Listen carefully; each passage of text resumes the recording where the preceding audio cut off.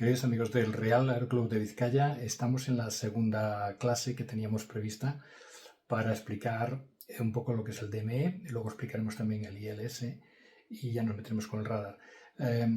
Recordaos que ya cubrimos el ADF, el VDF, el BOR y ya tenemos los conceptos de QDM, QDR bastante claros y cómo funciona el BOR. Y ahora vamos a mirar un poco el DME, lo que llaman el DME, el Distance Measurement Equipment. En vuestro Garmin G5 tenéis una representación que ya es muy familiar porque ya sabéis lo que es la punta de la flecha, la cola de la flecha, QDR, QDM, y en la esquina superior derecha tenéis una cosa que pone distancia. Ese es el DME. En vuestro Garmin G5 ese es el DME. Bueno, ya sabéis lo que es el cono de silencio. Tengo aquí un vídeo que saqué del X-Plane en el cual podéis ver, vamos a poner, a ver si se puede ver, sí.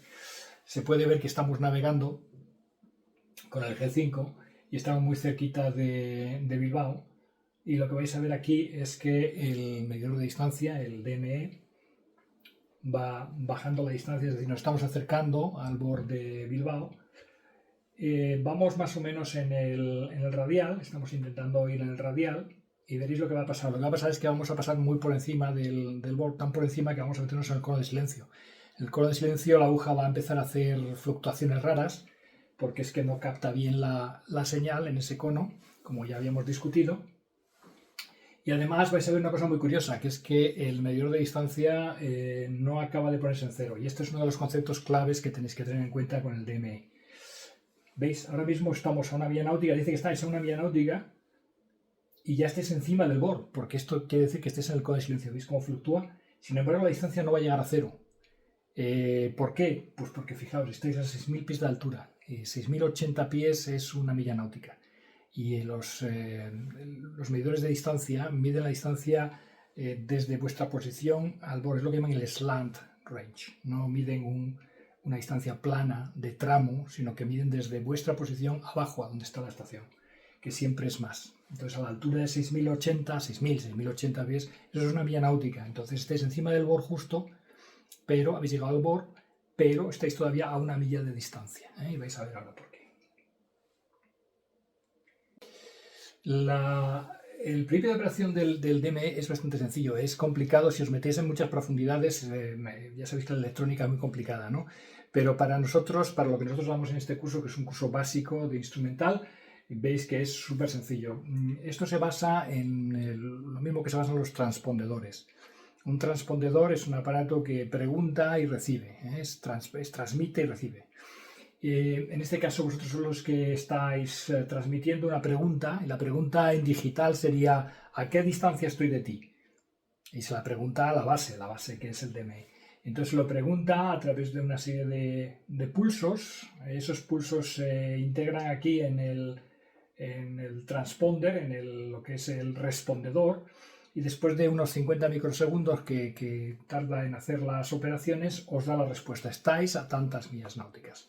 Y la distancia que os da no es la plana, no es desde la posición en la que estáis hasta la estación, es desde vuestro punto, desde vuestra altura hasta la posición. El DME se transmite en UHF. Habíamos hablado el otro día de que las comunicaciones en aviación eran en VHF. En aviación civil, en aviación militar las comunicaciones son UHF también, pero bueno, el DME es UHF, es Ultra High Frequency, es algo parecido a lo que hablábamos de la línea de visión, Line of Sight, decíamos, ¿no? Que la transmisión es en línea recta, ¿no? La polarización a nosotros no nos interesa, esto no es un curso integral de instrumental, esto es muy básico, entonces esto vamos a obviarlo. Lo que sí podéis ver en la siguiente diapositiva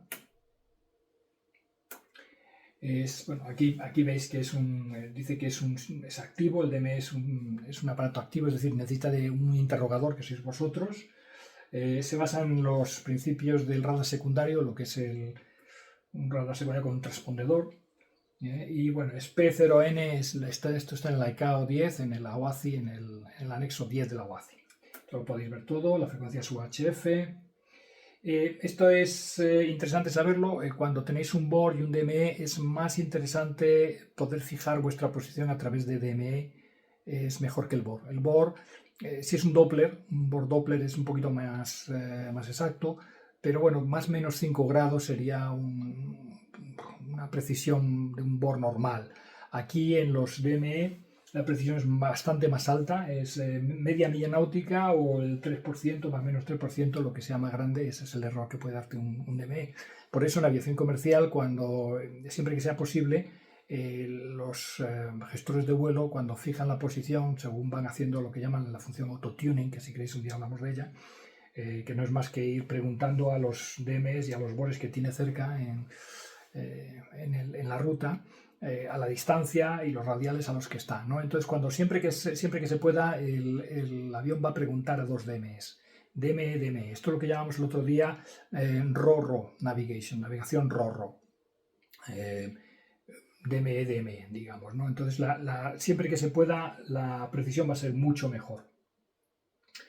Lo que ocurre en la estación es que cuando se recibe la interrogación del avión, la palabra en digital, cuál es la distancia a la que estoy de ti, se transmite y esto se procesa de esta manera. La distancia a la que está el avión es el tiempo en el que tarda la señal en llegar, menos el retraso que hay en procesar, que son unos 50 microsegundos, dividido por 12,36. 12,36 es lo que llamamos la milla náutica radar, porque eso es lo que tarda una onda electromagnética. Las ondas electromagnéticas de radiodifusión, VHF, UHF y todas estas que utilizamos, viajan a la velocidad de la luz. Entonces, si miráis el tiempo que tarda en ir y volver la señal, esto es lo que llamamos una milla náutica, de ida y vuelta en radio navegación. La cuestión es que lo que hacemos es interrogar en una frecuencia, que ahora veremos las frecuencias, y esta palabra digital, qué distancia es la que estoy de ti, se hace con una determinada distancia, se emiten un par de pulsos siempre es un par de pulsos, ¿no? Es como una especie de ametralladora que dispara 2 veces, y luego deja un espacio en medio y dispara otros 2 pulsos. Y esos 2 pulsos, esa distancia entre pares de pulsos, todos los aviones la hacen de una manera distinta. Se hace lo que llaman random o jitter. Esto es pulse repetition frequency. La frecuencia de repetición de los pulsos es aleatoria. Esta distancia entre pares de pulsos, todos los aviones la hacen pues aleatoriamente. Esto se hace para que luego la estación no se sature, como vamos a ver ahora dentro de un momento, ¿no? Entonces esta es nuestra palabra, que la hemos mandado con una distancia determinada, que baja hasta la estación. En la estación se procesa, pasan 50 microsegundos y después de 50 microsegundos RX es receptor, TX es transmisor, se transmite. O sea que nosotros mandamos desde nuestra antena transmisora a una receptora que tiene la estación. Desde aquí se procesa y se manda desde la transmisora hasta la receptora que tiene nuestro avión. Y lo que se devuelve son pares de pulsos, como vamos a ver ahora, que encajan con un patrón que nosotros hemos creado. Ya veréis que la verdad es que es muy ingenioso todo esto. ¿Veis? Lo que hacemos es esto, interrogamos, esta es nuestra interrogación. Esto lo que estamos viendo no es un pulso. Imaginaos que este blip que tenemos aquí, estos son pares de pulsos. O sea que uno de estos son 2. Entonces lo que hacemos es mandar un par de pulsos así y luego aleatoriamente salen otros 2 pulsos y luego aleatoriamente otros 2 y así. O sea que vamos mandando aleatoriamente distancias diferentes de pares de pulsos. Lo que recibe el DME puede servir a muchos aviones. Entonces el DME recibe muchos y da la señal a todos. Dice, bueno, pues venga, yo he recibido de uno y de otro, pues mando todo esto. Esta ristra de pares de pulsos es la que manda y la que recibimos nosotros también. Pero lo que hace nuestro avión, dentro del avión, lo que hacemos nosotros es coger y mirar las distancias a las cuales hemos transmitido y ver si en este patrón de debajo hay algunas que coincidan. Y como veis, sí, esta coincide con esta, esta con esta, esta con esta, esta con esta, esta con esta y esta con esta. O sea, que nuestra respuesta, la respuesta del DME a nuestro avión, son los encajes que tenemos a nuestro par de pulsos que se ha mandado aleatoriamente. Lo vais a ver mejor en la siguiente. Y aquí, por ejemplo, lo que tenemos es lo que os decía. A ver, aquí. Lo que hacemos es esto, es abrir, nuestro avión lo que abre es una especie de puerta, una puerta electrónica, en la cual solo va a recibir la distancia con respecto al patrón que nosotros hemos mandado, teniendo en cuenta el retraso, ese retraso que hay en procesar la señal, la ida y la vuelta y todo esto. Y el retraso, ¿veis? Por ejemplo, nosotros hemos mandado y después de un tiempo hemos recibido esta. Después nosotros hemos mandado esta, que con el mismo lapso de tiempo recibimos esta. O sea que en realidad, aunque están desplazadas porque tiene un retraso en el procesamiento, pero lo que veis es que abre una puerta lógica y para nosotros las demás las obviamos porque las demás son para otros aviones. Nosotros solamente nos quedamos con las que hemos emitido nosotros. Esta es con esta es con esta es con esta y así. Esto es lo que hace el avión dentro. Esto es un poquito más complicado de lo que yo estoy diciendo aquí.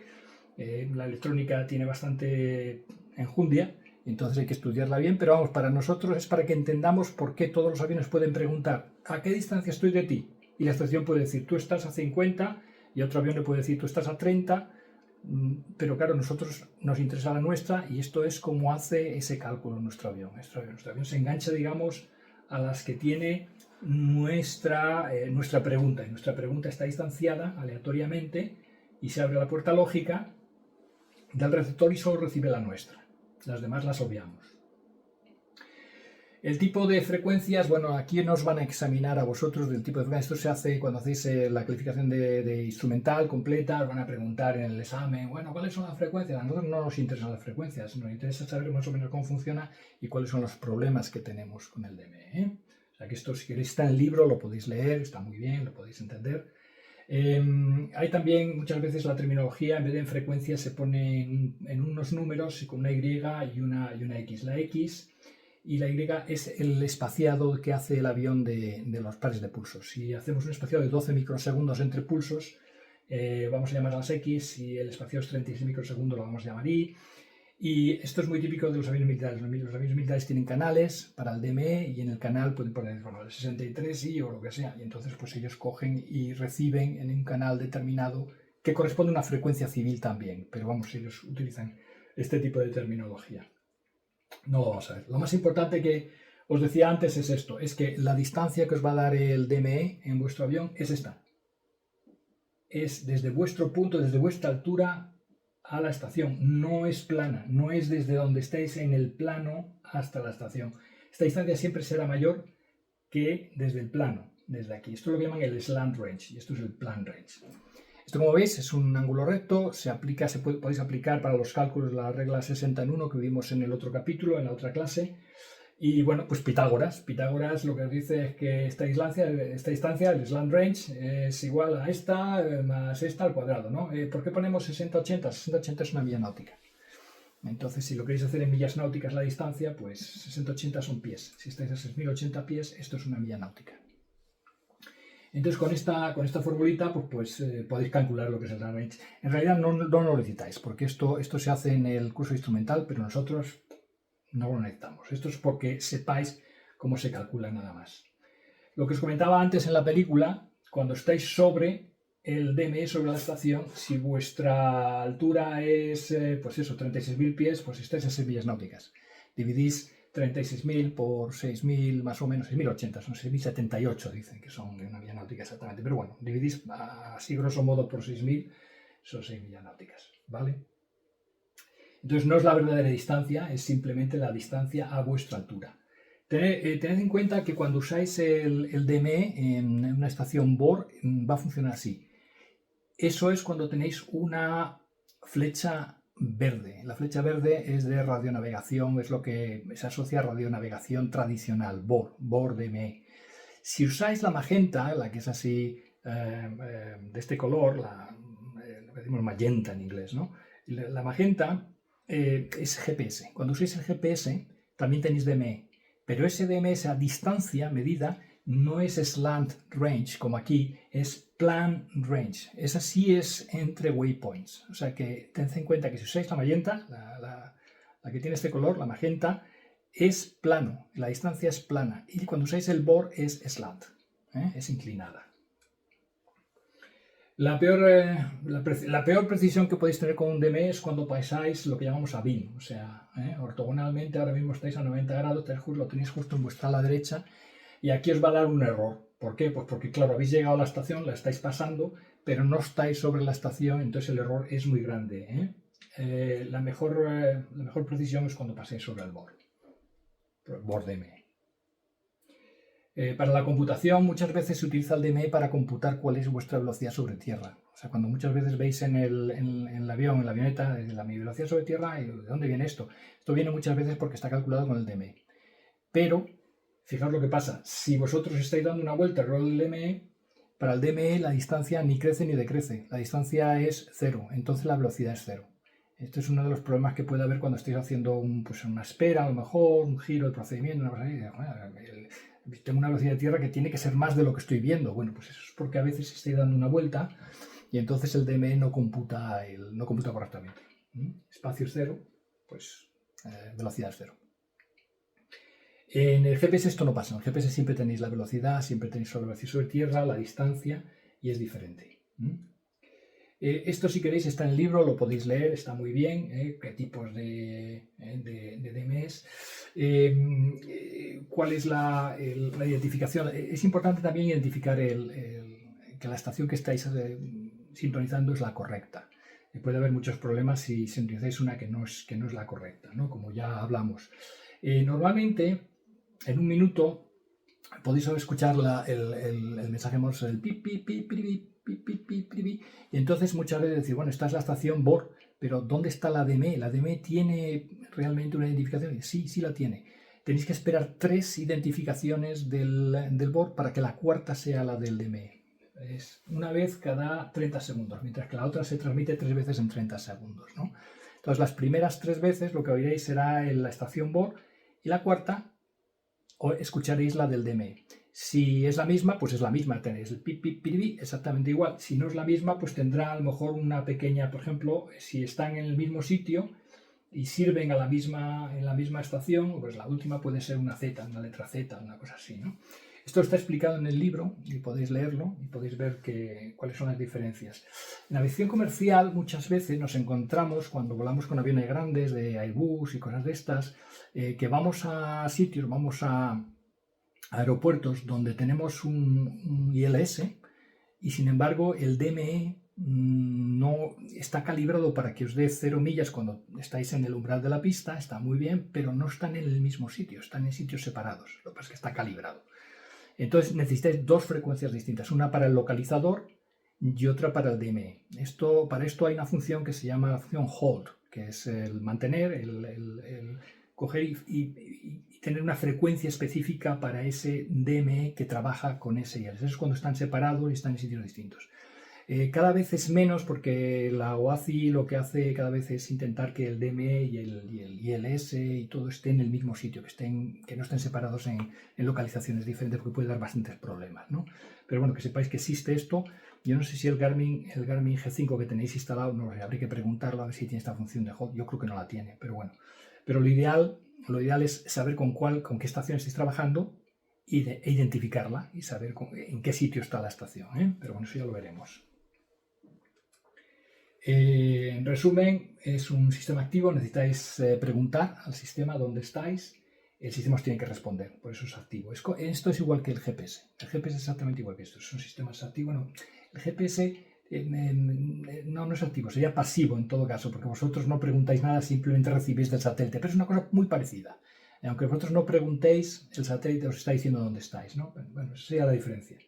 En este sí, en este preguntáis. Está basado en el radar secundario, en el transponder. La designación, esto no nos importa, P0N, es modulada en pulsos, es diferente a la que veíamos de amplitud modulada. La frecuencia es UHF, es un poquito más alta que la de transmisión de radio, de voz. Y bueno, pues es muy precisa. La verdad es que siempre que se pueda se hace un fijo de vuestra posición usando el DME. Así que lo que comentábamos, que hay un retraso, que está calculado, la milla náutica, entonces con esta formulita, pues bueno, pues os sale la distancia a la que estáis. Y luego, pues bueno, pues seguimos con la siguiente presentación, que es la de ILS. Esto lo dejo grabado y ya, pues si queréis luego lo comentamos en vivo.